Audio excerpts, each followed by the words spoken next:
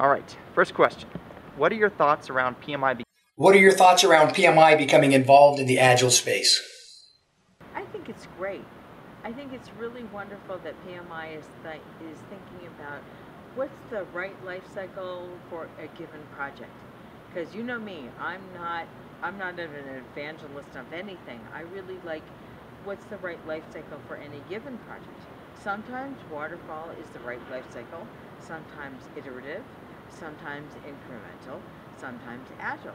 It depends on the team, it depends on the risks, it depends on the product, it depends on the whole context. So let's think about it. The project manager is exactly the right person to say, what's the context? What do I need to think about? What's the right decision for me in this project right now? So I think it's fabulous that the PMI is thinking about this. I think it's wonderful. What are your thoughts regarding defining a set of good practices for the Agile certified practitioner? Well, I think it's reasonable to think about what practices make sense for Agile.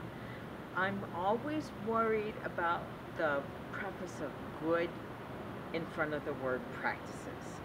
I think that there are practices that are good inside of a context, and I have to admit, I have never met a project that did not benefit from continuous integration.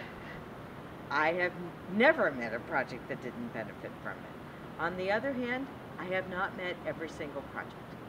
So, while I cannot imagine a project that did not benefit from it, I have not met every single project. So, I am worried about practices that are always labeled good.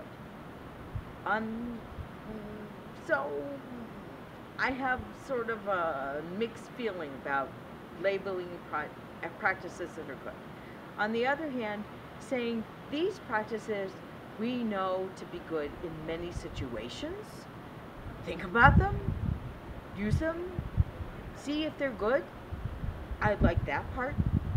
So think about them, see if they're good for you. But don't always say we must use these under all circumstances, under every condition. But think about them. They may reduce risk on your project. I really like that part. What trends are you noticing in the Agile community? So there are a couple of trends I'm seeing in the Agile community. And the first is that everyone thinks they're Agile. Notice I said thinks they're Agile. It used to be that when I led workshops, I could ask the question, how many of you are really Agile? And I could get an answer that was reasonable. And now I ask that question, and people say that they're Agile, but they are not actually Agile. So people think that if they use the word refactoring, it means that they're Agile. No, they're doing design. They refactor for 6 months at a time. They're not actually Agile. Or they say, oh yeah, we're Agile. We have 12-week iterations. No, that's not Agile. So a lot of people are using the words, but they are not actually Agile. So that's a real trend I'm seeing in the Agile community. Do I want to say to these people that they're not Agile? I don't know. I don't want to kick them out. I want to really make them Agile. So that's something I've seen. And the other thing I've seen is that I see a lot of managers beating people over the head with the Agile stick. You will be Agile because that means I get lots of features really fast and it doesn't matter how good they are. No. Agile means that we can accept change because we finish things and they're really honestly done. So I see a lot of managers who don't understand Agile at all. And those are the two trends that I've seen a lot of, which are kind of troublesome. As Agile software development crosses the chasm, what are the major challenges you see facing the community over the next couple of years? Well, I don't think Agile has crossed the chasm. I think that the words have crossed the chasm. Someone told me when I blogged about this that means it's jump the shark. I'm very uncool, so I don't know what jump the shark means. So what I think that means is that everyone wants to say that we're doing it. And I think that that means that there's a lot of opportunity for project managers to learn how to coach their teams, right? Because a lot of companies are going to say, oh, we're agile, we don't need to coach. Oh, excuse me, that's just not true. But that means that there's a lot of opportunity for project managers to take on coaching roles and facilitative roles to say, what do we need to learn about our previous iteration that we can take going forward to our next iteration?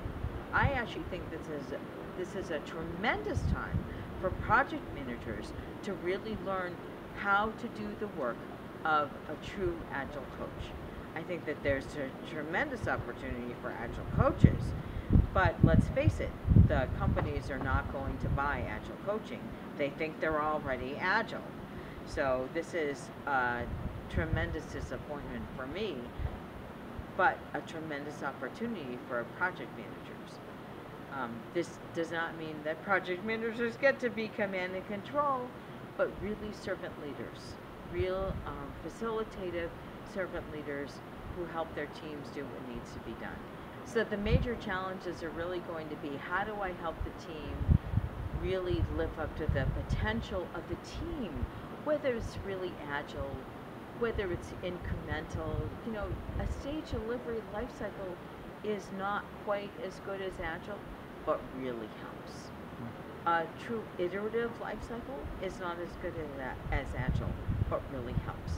And either of them is way better than waterfall, way better. So really learn your life cycles. Learn how you can exploit, in the best possible use of exploit, the talents of your team. Learn how to coach the team. Learn how to really help the team move to the next step, whatever that next step is. And learn how to bring the best of your team to the table so that you can help the team take the next step wherever that next step takes you. And I think you can only do better. What are your hopes and wishes for the future of the Agile community? I really hope and wish that the Agile community and the project management community find this common ground. I was just in a session that Bill Wake was running here at the Agile conference about chartering a project. And I actually said, that's why we need project managers. Everyone sort of let that one drop on the ground. I really think that projects need project managers. Not every project, not in every situation. But there's a reason we have project managers now. And I really think that projects exist and need project managers. Not to command and control, not to estimate the tasks, but to help the team get the work done by facilitating the team, by coaching the team, by helping the team get the money that they need, by serving the team, by protecting the team from the outside forces that want to force the team apart, by preventing the multitasking, by doing defensive project portfolio management, by helping the team find a rhythm. Brian, you've seen teams that can't decide, is it a 1 week iteration, a 2 week iteration, or a 3 week iteration? And what the heck is it with metrics? We're too busy for metrics? No. That's why we need a project manager. The reason Scrum has taken off as the leading framework for Agile is because it provides a project management framework. Does every team need a Scrum Master? Not necessarily. Maybe they need a project manager. And maybe that person is a Scrum Master plus a risk manager. That's a project manager. So let's allow project management to take its place in the Agile community. And that's my hope and wish.